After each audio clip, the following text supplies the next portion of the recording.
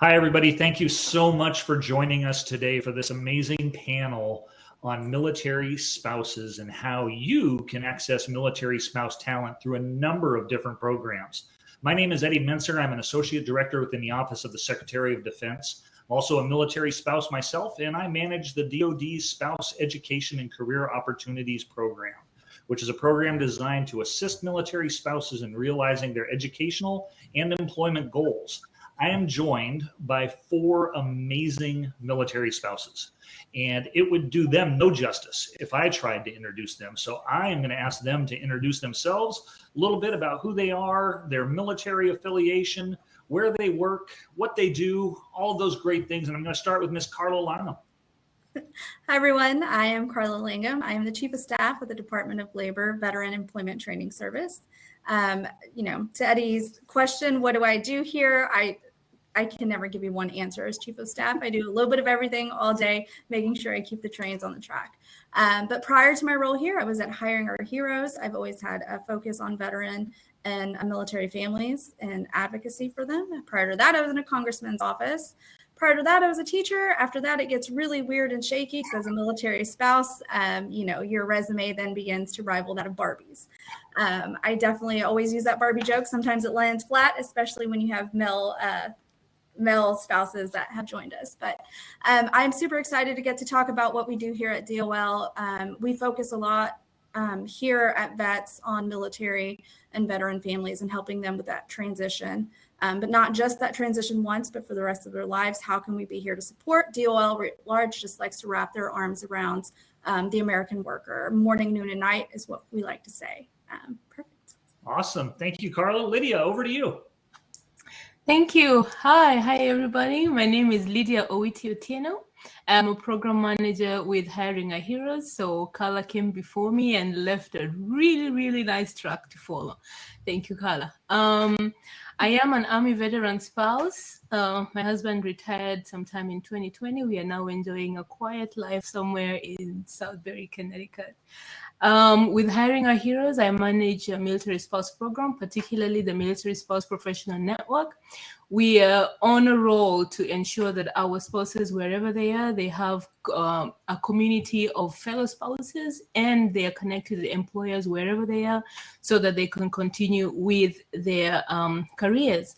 I pride myself in being a foreign-born military spouse simply because the challenges that this population faces are unique and need some special attention. But for today, I want to focus on what we military spouses bring to the table. We come with a lot of things that are unique to us and would like to offer in the workspace. I have a background in law, international development, and project management. And just like Carla and probably many other military spouses, it has been a roller coaster. It has been, I'm here, I'm there, and I'm everywhere. But I am so happy today. I am supporting the military spouse community within Hiring Our Heroes. Thank you for being here, and thanks for having me. Thanks, Lydia. Miranda, over to you. Hi there. So happy to be here. My name is Miranda Jones. I spent 6 years in the military, and the best thing the Army ever issued me was a spouse. He retired after 20 years, and for the past 5, I've been in HR recruiting in the military community to promote military employment and advancement. In addition, I am so excited that it adds a lot of value to my role, having that experience of moving throughout the United States, moving across the world while my spouse continued to serve our country.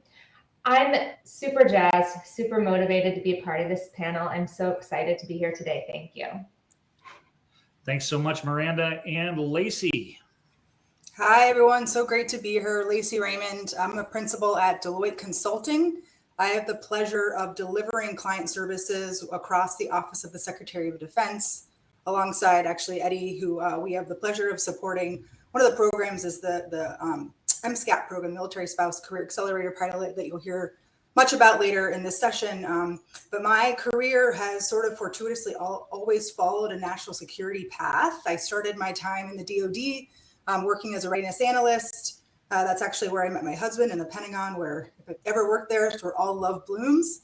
So we got married in 2017, been with him through 2 pretty arduous commands, and have enjoyed the ability to continue sort of a very mission-centric, now kind of on the business side, role within Deloitte, serving many defense clients. So super happy to be here amongst many esteemed spouses who are also professionals. Thanks so much, Lacey. And I got to tell you, when you look at the roles of the folks that we have here today, it is amazing. And nobody can tell me that military spouses are not killing it in so many different roles, in so many different places, whether it's federal government, whether it's the consulting contracting side, you name it. Military spouse talent is out there. And the whole idea today is, how do you access that talent? I want to start off with a little bit. First off, we do have the chat pod. So if you've got questions, please put them in there. We'll keep an eye out for those. We'll try to answer some at the end. But I know the team can take those for us, and we'll be able to answer those after the fact as well. But why does this matter? Why is the DoD why does Eddie Metzer have a job focused solely on spouse employment? It really comes down to national security. And a lot of our employer partners that may not be within the security space find that very surprising, that by employing a military spouse, they're contributing directly to national security. Military spouses are faced with a 21% unemployment rate. 21%.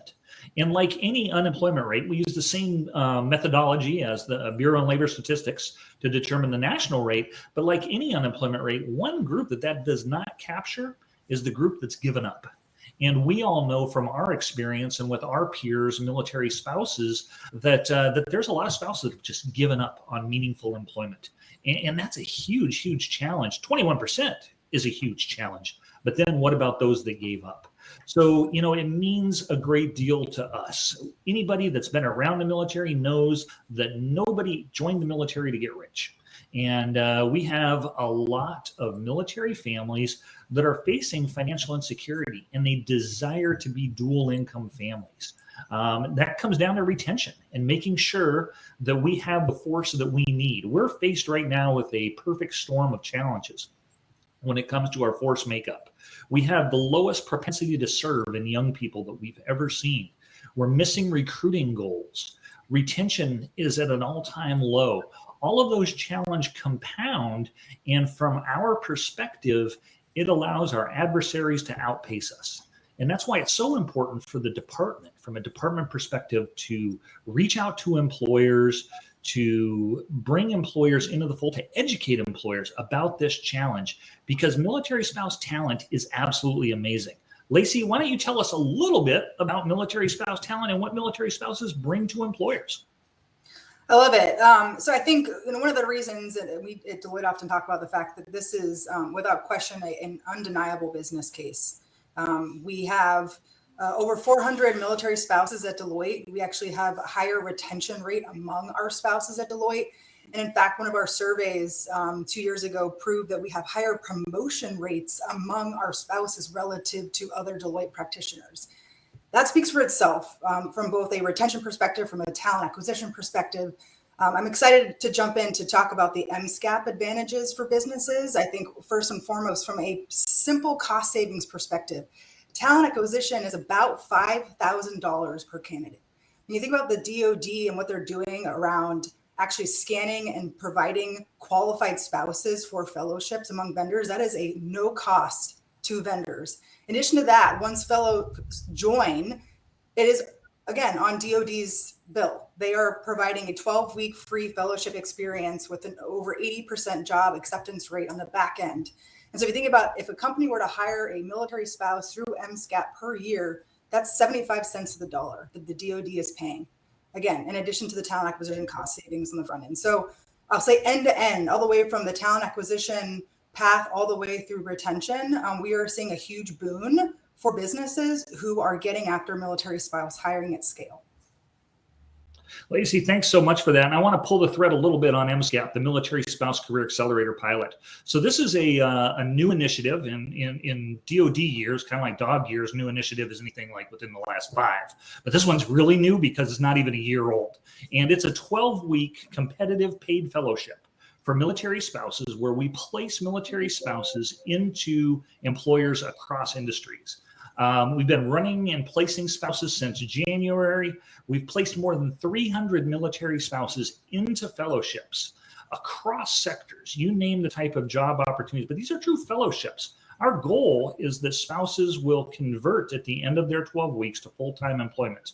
And Lacey said it, 80% conversion rate right now of our spouse participant. It is tremendous.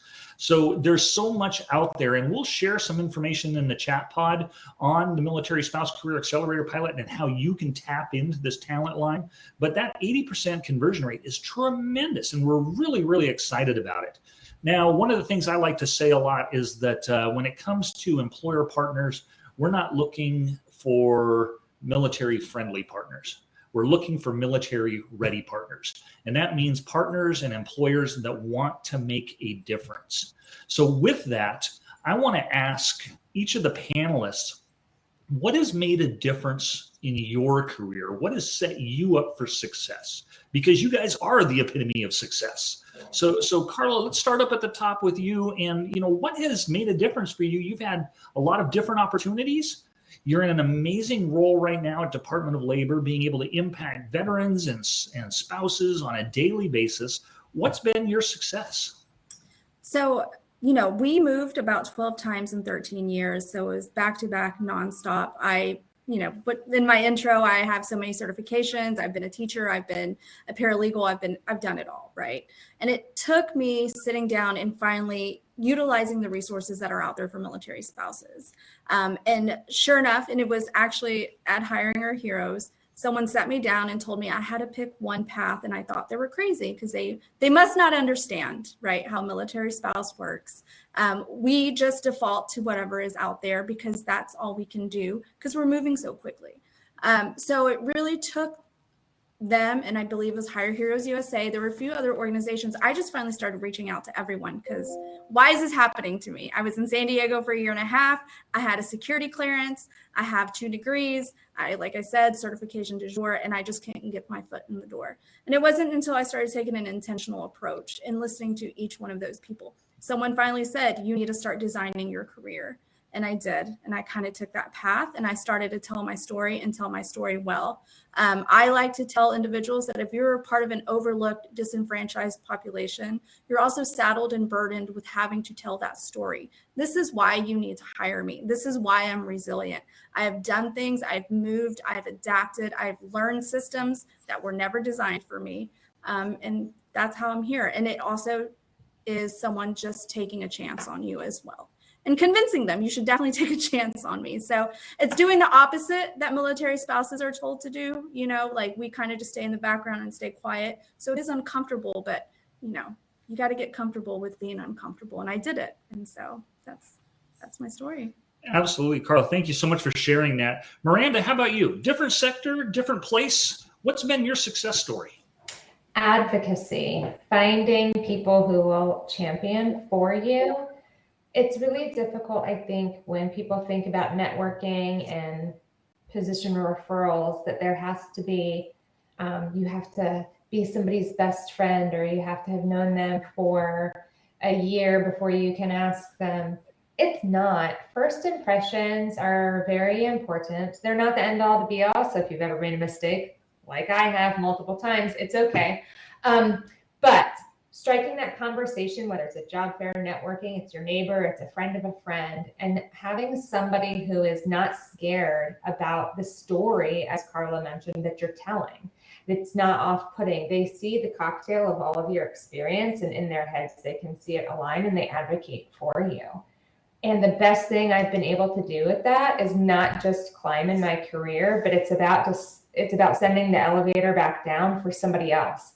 I might not be able to help every job seeker that I meet, but if I'm kind, if I provide even a good bit of advice that will lead them to gainful and fulfilling employment somewhere, they will then do the same. It's such a cycle of positivity. I've had that. Why not spread that and anytime I can?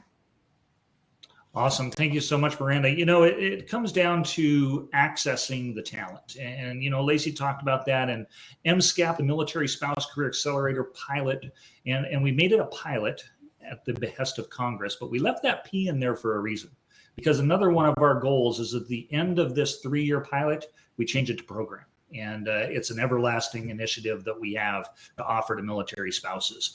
Other opportunities that we have, the Military Spouse Employment Partnership. That's a partnership where employer partners have partnered with the DoD and made a commitment to recruit, to retain, to hire, and to promote military spouses within their workspaces. What's great about this partnership is that it really covers the gamut of employers. We've got the largest employers in the United States. We've got international employers. We've got small businesses, nonprofits, federal employers. Today, we've got more than 600 employer partners that have made this commitment to the DoD.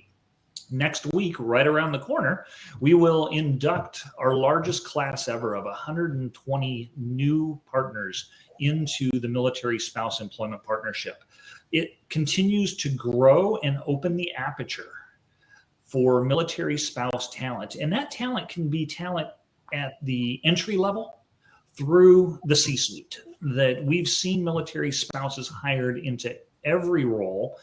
Since the inception of this program in 2011, our employer partners have hired more than 275,000 military spouses. So it's a great opportunity, again, to tap into that talent.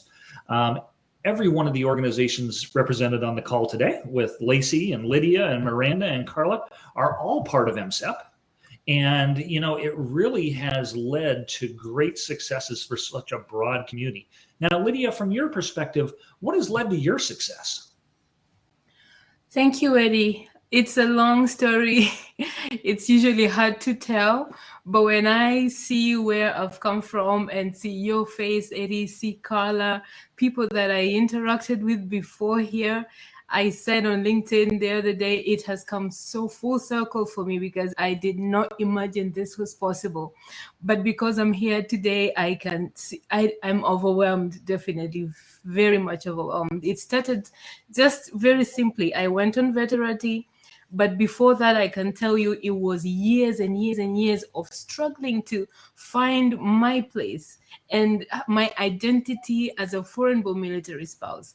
Coming into the country, struggling with a lack of citizenship when you're looking for something that you need to do, transferability of credentials. As I said, I came in as a fully fledged professional. I was a lawyer in my country, and suddenly, oops, we don't know what that degree is. The cultural differences. I'm missing my food. I'm missing the people. I wake up in the morning and just want to say hello from nowhere. Language barriers sometimes, my accent, I don't know what to call it, the complex systems that I had to deal with. And it's not just me that's dealing with them. It's so many other spouses dealing with these things. And after getting into Veterati and being introduced to Carla through that Veterati mentor, and then, oh, did you know about Amplify? Then I got into Amplify through Hiring Our Heroes. And guess what? As we talk about MSCAP right now, I'm like, oh my God, I have just been hired at Hiring Our Heroes through MSCAP. I was a fellow at Hiring Our Heroes, managing the program, and they decided that I was worth keeping. And I am so glad, because then I get to represent and be there to, inform programming, to also capture the needs of those spouses like me. In fact, on Tuesday, we had our first webinar supporting foreign-born military spouses through our military spouse program at Hiring Our Heroes. And it was just such an overwhelming moment for me to see the things that I wish I had before, that now I am able to provide for this population that I'm speaking about. So it has been a combination of so many things. Number one, just sheer determination. And sheer, I am here, and what am I going to do? Because everything I've tried is not working. And takes me back again to what you were mentioning before, recruitment and retention, and how my story has actually showed me in practice how the fact that a military spouse is not well taken care of, then that affects recruitment and retention. After 3 years of being in the US and struggling so much with everything, I decided that this was not the life that I wanted, and I left. And my husband decided that his family was not going to break, and he decided to come with us. Now, if he did not go into the reserve, that meant the US had already lost a service member, right? Why? Because of me. Something that they probably did not think about. But then after a few years, again, coming back in and, studying over and telling myself, I just got to see what to do, and I have to, break into this. And I had to pivot into a space that I didn't see myself before. But networking, as Miranda said, one person to the next, and to the next, and being extremely intentional. That is what has got me here. Extremely intentional. This is my focus. This is what I want, as Carla said, and this is the line I am going to follow. So I took on my identity as a foreign-born military spouse, embraced it, and used it as something that set me apart, that then made me be able to share something that so much of us still don't know, the challenges and the opportunities that we're missing from hiring foreign-born military spouses. 70% of us actually are unemployed. Why? Because of the challenges I've mentioned earlier. But what we are missing is a highly educated population. We are missing culturally competent people with global perspectives, people who are so driven to make it. Because when you leave what you know and the comfort of what makes you, there's just that drive that I have to make it. So if you're an employer, a foreign-born spouse, or an immigrant, and that this is not me selling it, this is me telling you what is real. Don't miss out on this population. As my fellow military spouses have said, military spouses come with everything and more. So, yeah. Thank you so much, Lydia. And it really reminds me that, we have talked so much over 7 decades about the diversity that we find within the Department of Defense. This year is a seminal year for the military as we celebrate 75 years of integration of the armed forces. It also happens to be 75 years of integration of federal employment. So, you look at that and the history that brings for our service members, and we quite often recognize that our service members represent a great diverse community. Our military spouses are exactly the same. As so many employers focus on diversity within their environments, knowing that diversity is going to bring better results. When you hire a military spouse, you are hiring diversity right off the bat. You're hiring multiple levels of diversity. So that's a really important aspect to think about. Military spouses, who are they? What do they look like? There's 1 million military spouses out there. It's a huge, huge community. But a lot of people, and I will say this, even within the Department of Defense, when I let our senior leaders know that the average age of a military spouse is 32 years old, they're surprised.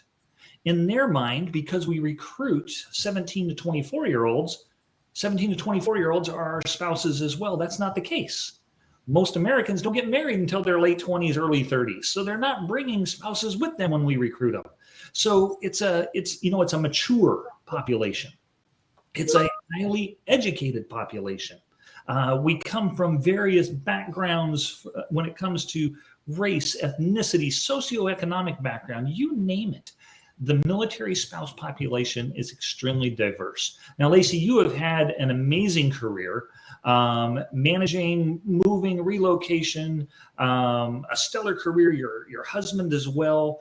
What has been your success story? Yeah, Eddie, I think given the fact that I've had a career, not so much in uniform, but one really that's followed a national security path, working in military readiness, recognizing the importance of spouse employment to retention that ultimately contributes to readiness of our armed forces. I would be remiss to say that we can't disentangle the military spouse professional problem from the gender problem. That 92% of spouses are females. We are not immune to a lot of the issues that females around this country face as far as how we manage and grow our careers. But we also have sort of an extra set of unique circumstances that actually compound that problem. And so I think working in kind of the readiness space and national security space, and now in the business side of things. Miranda, I know you said advocacy, right, is key. I've had a number of people who are actually have had zero affiliation with the military, who have been my biggest supporters throughout my career. But really, the biggest advocate that I've had is my husband. And I think allowing me to sort of, in both my conversations with people in the space, spouses who want to be careerists, and then of course having his own conversations with people around what will keep him in.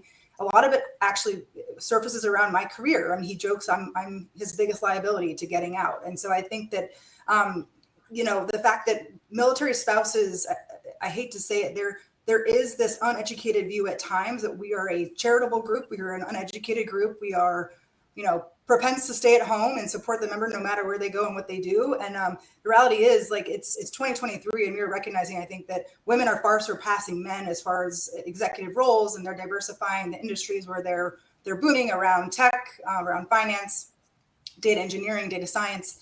And this, like, a population, again, I think is emboldened to take advantage of those trends. I think, again, not being apologetic, not looking for charity, and being shameless and owning the trade-offs I've had to make that many others have honestly not had the opportunity to do. I'm grateful for, and I think have largely contributed to where I am today. Absolutely. Our population, 92% female, and we all know the challenge that females face in the workforce. Then you look at the challenge that we faced from, over COVID, and the disproportional impact of COVID on female workers. It's like this another perfect storm when it comes to the military spouse population of challenges. Now, I've shamelessly plugged the Military Spouse Employment Partnership and the Military Spouse Career Accelerator Pilot, but let's talk about a couple other opportunities that are out there for military spouses and how you as employers can access that talent. Lydia, what's going on over at Department of Labor? I'm sorry, Carla. Jeez. No, you're fine. I was like, I was looking at Lydia talking about Carla. What's going on, Carla, over at Department of Labor? And both Lydia and I are like, who's going to respond? Yeah. We have so many things going on at Department of Labor. And one of the things I would say is I didn't realize so many resources existed for military spouses and for the business community. We were just in Wisconsin at a Chamber of Commerce event. And when we introduced ourselves as labor, immediately they're like, oh, gross. Like, we don't just do compliance. We also do the workforce development part of it. And we do that through our workforce development boards across the country. So if you are a company, we like to take it down to the most community level. So if you join your workforce development board, you are the ones that decide where the DOL grant dollars for upskilling and reskilling will go. You are the ones that decide who or what those in high demand positions are. So for example, we were in Fort Cavazos. They received one of our dislocated worker grants there for spouses and for veterans. And so what they were doing is listening to those workforce boards and piping in nurses, right? So military spouses were getting upskilled and reskilled. The workforce development boards and the American Job Centers were working with companies in the area to educate. Some of the hospitals were very reluctant to hire the nurses, but when they explained to them, we have a pipeline coming in of military spouses that will be a nurse as the other one leaves, so we can build that out. The other thing that we do at Labor at Large is we provide services for building out apprenticeship programs, and we know there's a huge conversation around that right now. We have helped big companies build out their tech apprenticeship programs. We have helped other smaller companies across the board. And I will put my information in here. You can reach out to us. We like to white glove that. Once it's registered, then you can also join a list that we have here at Department of Labor for different grants that we have. These are called WIOA grants. So if you serve largely a disproportionate population, a disenfranchised population, then there is availability for those grants. And so that's kind of what we do writ large. The American Job Centers, unfortunately, kind of have a bad rap. People think of it as the unemployment office. It is what we like to call the employment office. We also have something called the Regional Veteran Employment Coordinators. If you come to us and say, I really need a hire in rural Nebraska, we will send you to that area and that region, get you connected to the American Job Centers, and then through that, we are able to help you pipeline and find that talent that you're looking for. So that's another program, and I have a whole list of them. The other thing I do want to bring up is that there are about 500,000 spouses in the workforce, and that also includes reserve and guard spouses. And what we do know, and Eddie definitely shared this with us, 24% are food insecure. There is the work opportunity tax credit. Unfortunately, it does not include military spouses in that as a category that can be covered by WOTC, kind of like the veterans are covered by WOTC for companies to receive that. But if you fall into other categories, if families are receiving SNAP and you hire them, if they live in empowerment zones in rural areas of the country, or if they've been unemployed for 6 months and receiving some sort of UI benefit, then you can apply for that WOTC. So that's a work opportunity tax credit that goes to you. And what we like to tell everyone at VETS, you can take that money and turn it around and help build out further those veteran and military spouse programs. I will, of course, leave all my information for you here so that we can connect down the road if there is interest in learning more. Thanks, Carla. Lydia, over to you. Hiring Our Heroes, so many different resources for employers outside of MSCAP. I should have mentioned earlier that Hiring Our Heroes and Deloitte are our partners in delivering the MSCAP program. But what else is happening over at Hiring Our Heroes, Lydia? A billion things. As a 501c3, arm of the U.S. Chamber of Commerce, this is a purpose-driven organization that is working to bridge the civilian-military divide within the business community. We have the expertise and resources to strengthen and also to diversify. You talked about diversity, to diversify America's workforce. How do we do that? We ensure that we give you top military talent, whether it's the veterans or the military spouses. I will speak authoritatively because of the military spouse program, not the veteran, because I'm part of the military spouse program. So we have tailored, we have unique challenges that military spouses face.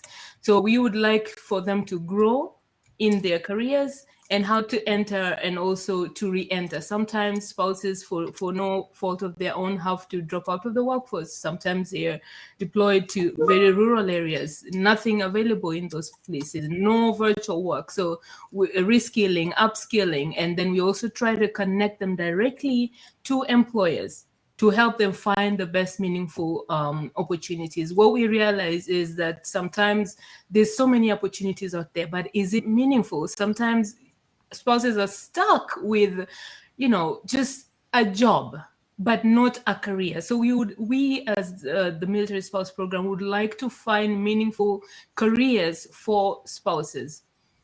We currently offer 3 programs.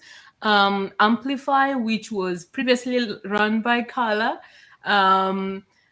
offers a career intensive program that is an exclusive 2-day event, either virtually or in person. And they're across military installations or virtually. So we build a pathway for a cohort of military spouses to gain the necessary confidence to successfully communicate their career journeys through career preparation, professional development, and networking. Now, the program that I manage is the Military Spouse Network, professional networks. We are located in more than 70 locations in continental and outside continental America as well, which provides the military spouses their vital career development and employer networking opportunities. If the opportunities are not available locally for these spouses, it's hard. So we try to connect them with the chambers that are available to them where they are. They don't have to be applying or looking elsewhere, but just within the areas that they are. Our aim is to measurably reduce the time it takes for spouses to get positive job outcomes. Because when you land somewhere and you're still finding your way, if you get into a network that is already established and the businesses know that there are new spouses coming in, then it will take you a short time to actually land a job. And that's where we seek a lot of partnerships with chambers of commerce and also businesses, so that we connect these military spouses wherever they are and meet them at their point of need. The last one is we have military spouse hiring events. These are new ones. We are focused on providing businesses with military spouse talent. They are these hiring events are either in person or virtually, and there are several partners who have hired and continue to hire military spouses. We usually have almost up to 1,000 spouses as attendees to our virtual hiring events, and over hundreds with our in-person hiring events. And we always are looking out for businesses to understand what a military spouse brings to the table. So we're continuing to look, and we will always be looking for employer partners to understand what a good talent pool a military spouse is, and to help us bridge that gap between the military and civilian divide in terms of employment. We know that we contribute absolutely to the workforce. We try to give you someone we know understands what they want and understands what you want, so that you can both have a mutually beneficial relationship. Excellent. Now, I want to make sure we get to a couple questions out of the chat. I know there's a lot in there. Most importantly, we've dropped our email addresses in there so folks can reach out directly to us. But I do want to jump over to Miranda real quick, just to ask a little bit, what are employers doing to support MilSpouse talent? What's going on over within your organization? I think one of the coolest things that Penn Fed did is create a military employment program that advocates, but we also network with all of the organizations. So Hiring Our Heroes, MSEP, they don't have to email anyone in the general HR field at an organization. They can go directly to a point of contact. Bonus points if that person has lived and breathed the walk in the community and in the space of looking for that employment, because it's not necessary, but it does add that personal touch when you've had that experience yourself. I get a lot of flexibility, and I don't have to only keep all the candidates to myself. If I don't have a reasonable role at Penn Fed for somebody, I can share it with anybody in my network, because the point is gainful and fulfilling employment. And I'm happy to share that. And my organization does a great job about allowing me to have that autonomy and that bandwidth to collaborate and participate with so many great organizations. Awesome. Thank you so much, Miranda. So I'm going to hit a couple questions. Again, reach out to us, whether it's straight via email, whether it's LinkedIn, because there are so many amazing answers between the four colleagues that I've got here on this panel. Company already approved SkillBridge. And if you don't know SkillBridge and you're looking at veteran employment, please check out SkillBridge. It's an amazing program to support our transitioning service members. But can they be part of MSCAP? So reach out to your Hiring Our Heroes point of contact, and they will be able to connect and make sure that you are receiving the Military Spouse Career Accelerator pilot resume drop so that you can be a participant. There was another question about, can a chamber be part of this? We've got a great new initiative or newer initiative called MSEP CAN, which stands for the Community Action Network. And it really is designed to leverage networks in military impacted communities to educate employers, especially small businesses, about the challenges of military spouse and employment and how they can be part of the success stories for so many military spouses. This year, next week, we'll be inducting our first class of 60 small businesses into the Military Spouse Employment Partnership, really opening the aperture and recognizing that small businesses are the backbone of the American economy. I saw a couple questions related to overseas employment. Biggest challenge we face when it comes to military spouses that are relocating overseas. There are very slowly changes being made in agreements with countries. We just got over the hump on one of our most challenging countries in Italy recently, but there's still much work to be done there. One of the questions regarded tax advice for companies. I can say that the DoD will not get into the tax advice sector. That's not our role, but there are resources out there that can assist companies that may be looking at trying to keep spouses on board. And that comes down to another aspect, which is the aspect of remote employment. We know that remote employment is extremely attractive for military spouses as they relocate every 2 to 3 years. Personally, I've been remote for just about 4 years at this point, fully remote, currently from Florida, previously in Alabama. It's allowed my wife to continue her upward trajectory in the military and me to continue my 34 years. Between the two of us, it's crazy. We've got 61 years of service to America between the two of us. That's a lot of time that we've invested, and we like to say that we are like cable. You're going to get the best package as a bundle, and if you separate us out, you're going to pay more, and you're not going to get the product. So think about remote opportunities. I know we are at the end of the webinar. Really appreciate the attendance. Looking forward to the outreach. Couple things we talked about: hiring our heroes. Check out everything they're doing. Department of Labor, amazing work. The Military Spouse Career Accelerator Pilot and the Military Spouse Employment Partnership. Great opportunities for you to tap into this talent. Thanks so much, everybody, and a huge thanks to my fellow panelists. Thank you all so much. What a great panel. For all attendees, this ends this breakout session. We are keeping things rolling on our main stage. So to access that, just click over in the left-hand panel. You're in breakout sessions now. Click over to main stage, and that panel is starting right now. Thanks, guys.